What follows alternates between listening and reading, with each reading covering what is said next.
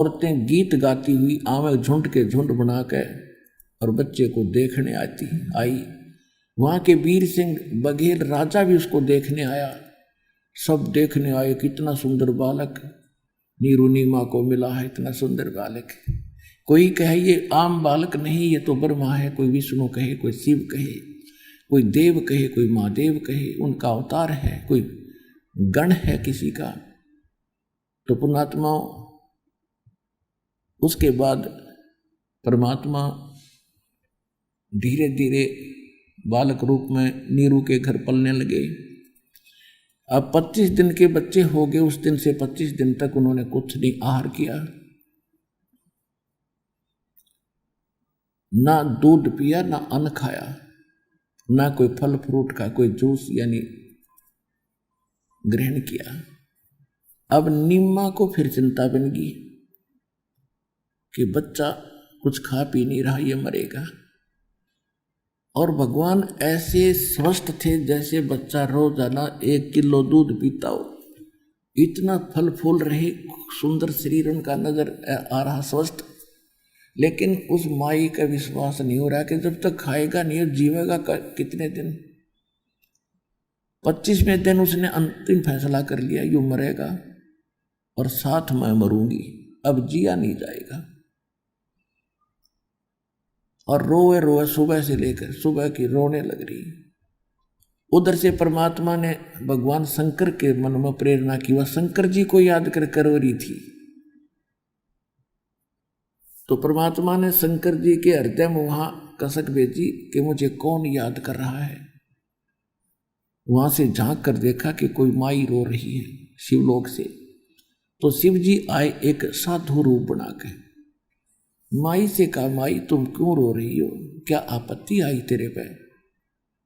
वह माई बोली नहीं, रोती ही रही, सबकी बंदगी, कंठ रुद्ध गया उसका।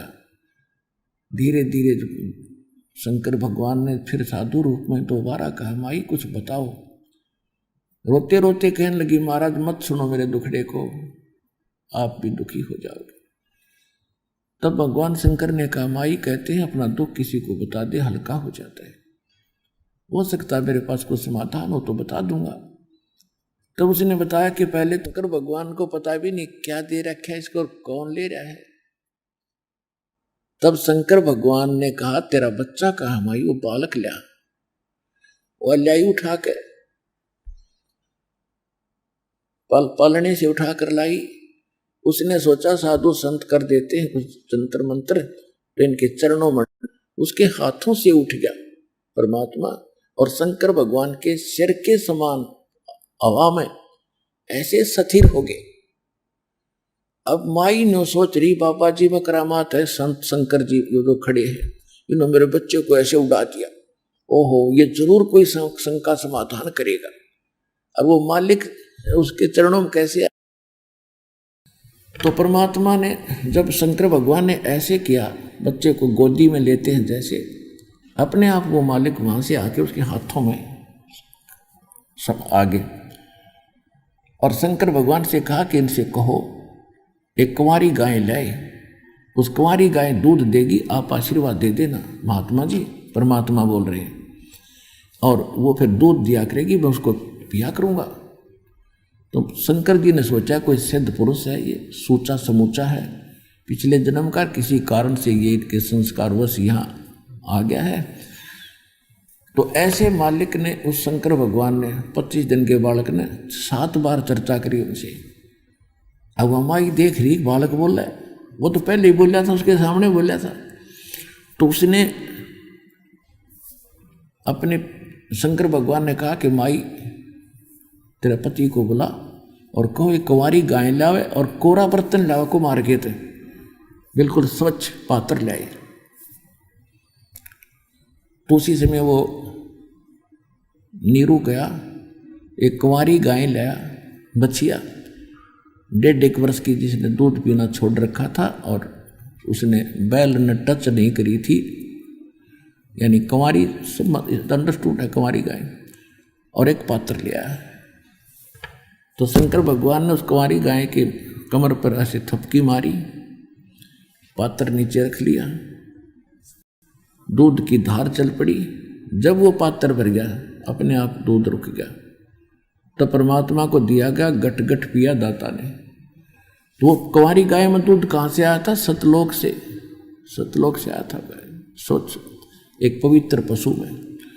अपने आत्माओं हमारे सदगर्भ, तो उससे मालिक की परवरिश की, नवजात बालक यानी शिशु रूप में भगवान की परवरिश उस कुंवारी गाय से हुई, कबीर भगवान की। अब वेद जो बताए जाते हैं, वेद क्या है? वेद है भगवान की जानकारी। भगवान कैसा है, कहाँ रहता है, क्या लीला करता है, ये हमारा हिंदू समाज, क्या विश्व मानता है इस बात को कि वेदों में जो ज्ञान है वो बिल्कुल 100% सत्य है और भगवान के विषय में पूरी जानकारी है। तो जो वेदों में भगवान की महिमा लिखी है, लक्षण लिखे हैं, गुण लिखे, यदि वो गुण किसी में पूर्ण होते हैं तो परमात्मा कौन हुआ? वो वही हुआ जिसमें ये सब गुण परिपूर्ण है जो वेद बताते। अब आपको वेदों में दिखाता हूं कि वेद क्या बताते। ये देखिएगा, ऋग्वेद, ये 9-10 मंडल अनुवादित करके अलग से बनाया इन्होंने। ये कहाँ से प्रकाशित और किसने इसका अनुवाद किया है? प्रकाशक है सार्वदेशी कार्य प्रतिनिधि सभा, महर्षि दानंद भवन, रामलीला मैदान, नई दिल्ली से। ये है महर्षि दयानंद सरस्वती कृत लिखा है इन्होंने।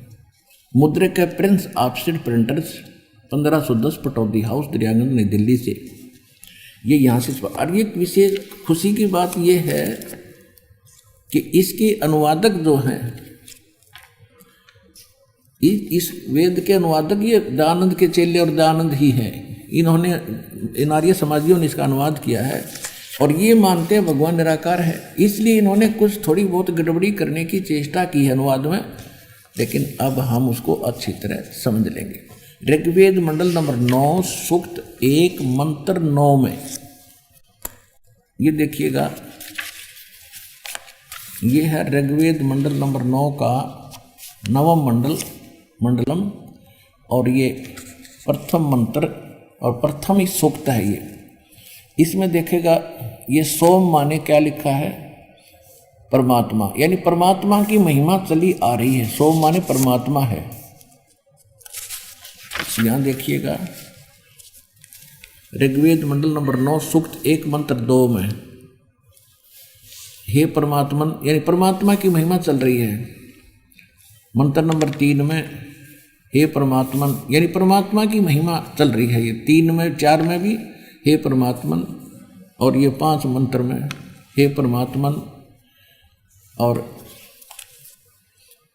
यही ऋग्वेद मंडल नंबर 9 सूक्त 1 मंत्र 6 में हे परमात्मन। अब इनका 7 में गड़बड़ी होगी, इनका याद आ गया रत तरह की, इन्होंने पुरुष लिखना शुरू कर दिया, परमात्मा छोड़ दिया। उस पुरुष को ज्ञान यज्ञ में भली प्रकार फलाना दगड़ा ग्रहण करती है। अच्छा, 8वें में भी फिर इन्होंने पुरुष कर दिया।